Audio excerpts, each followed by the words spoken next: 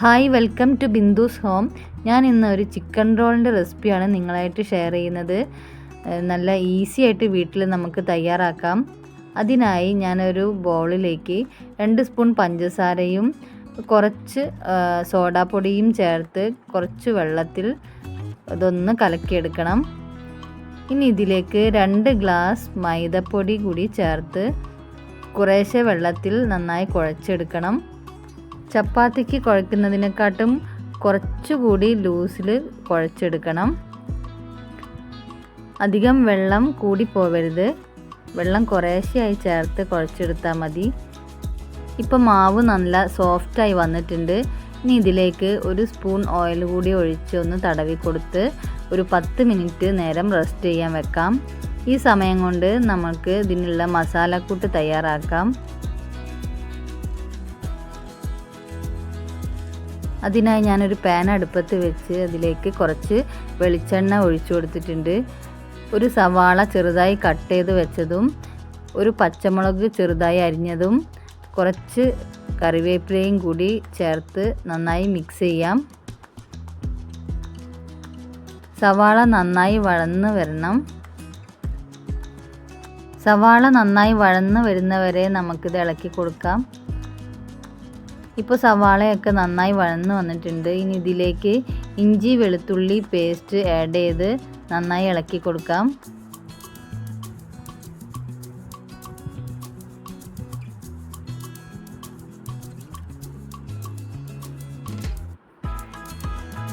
ഇനി ഇതിലേക്ക് മസാലപ്പൊടികൾ ആഡ് ചെയ്യാം. എരിവിനാവശ്യമുള്ള മുളക് പൊടി, കുറച്ച് മഞ്ഞൾപ്പൊടി, കുരുമുളക് പൊടി, ഗരം മസാല എന്നിവ ആഡ് ചെയ്ത് നന്നായി യോജിപ്പിച്ചു കൊടുക്കാം.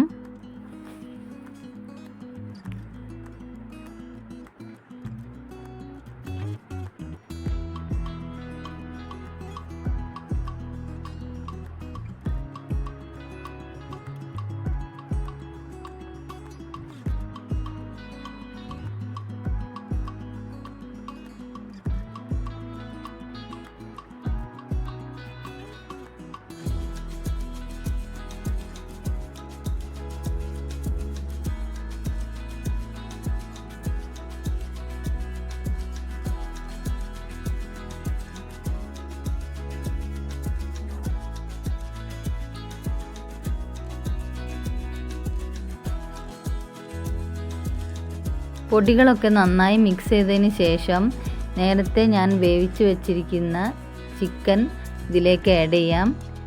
ചിക്കൻ ഞാൻ കുരുമുളകും ഉപ്പും ചേർത്ത് വേവിച്ചതിന് ശേഷം ഒരു മിക്സിയുടെ ജാറിലിട്ടൊന്ന് ക്രഷ് ചെയ്തെടുത്തതാണ്. അത് ഇതിലേക്ക് ആഡ് ചെയ്ത് കൊടുക്കാം. എന്നിട്ടെല്ലാം കൂടി നന്നായി ഒന്ന് മിക്സ് ചെയ്യാം. ചിക്കൻ നന്നായി മിക്സ് ചെയ്തതിന് ശേഷം നമുക്ക് ഫ്ലെയിം ഓഫ് ചെയ്യാം. ഇനി നമുക്ക് നേരത്തെ തയ്യാറാക്കി വെച്ചിരിക്കുന്ന മാവ് ചെറിയ ഉരുളകളായി ഉരുട്ടി പരത്തിയെടുക്കാൻ തുടങ്ങാം. ഇപ്പോൾ ഉരുളകളൊക്കെ റെഡി ആക്കിയിട്ടുണ്ട്. ഇനി ഓരോന്നായി പരത്തിയെടുത്ത് നേരത്തെ തയ്യാറാക്കി വെച്ചിരിക്കുന്ന ഫില്ലിംഗ് കൂട്ട് ഇതിലേക്ക് വെച്ച് റോൾ ചെയ്തെടുക്കാം.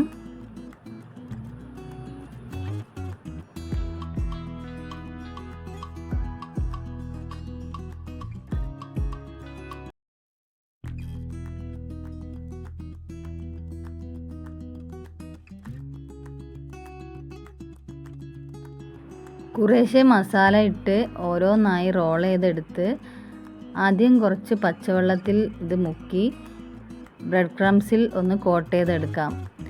പച്ചവെള്ളത്തിന് പകരം കോഴിമുട്ട യൂസ് ചെയ്യാവുന്നതാണ്. ഇങ്ങനെ ഓരോന്നായി ബ്രെഡ് ക്രംസിൽ കോട്ട് ചെയ്തെടുത്ത് നമുക്ക് മാറ്റി വയ്ക്കാം.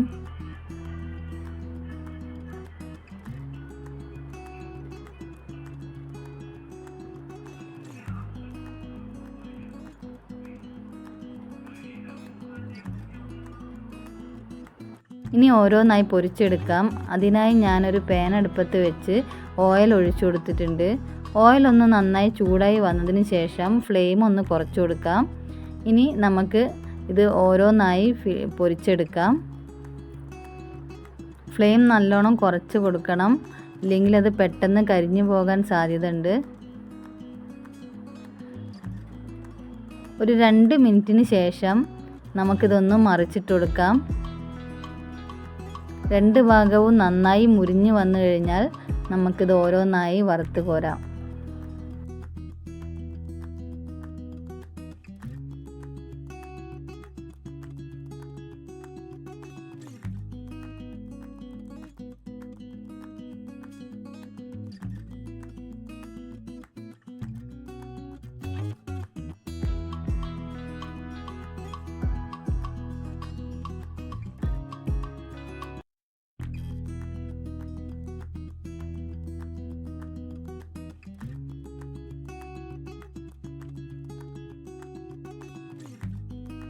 ഇപ്പം നമ്മുടെ crispy and tasty chicken roll ഇവിടെ റെഡിയായി വന്നിട്ടുണ്ട്. എല്ലാവരും ഇതൊന്ന് ട്രൈ ചെയ്യണം, അഭിപ്രായം പറയണം. എൻ്റെ വീഡിയോ ഇഷ്ടമായെങ്കിൽ സബ്സ്ക്രൈബ് ചെയ്യാൻ മറക്കരുതേ.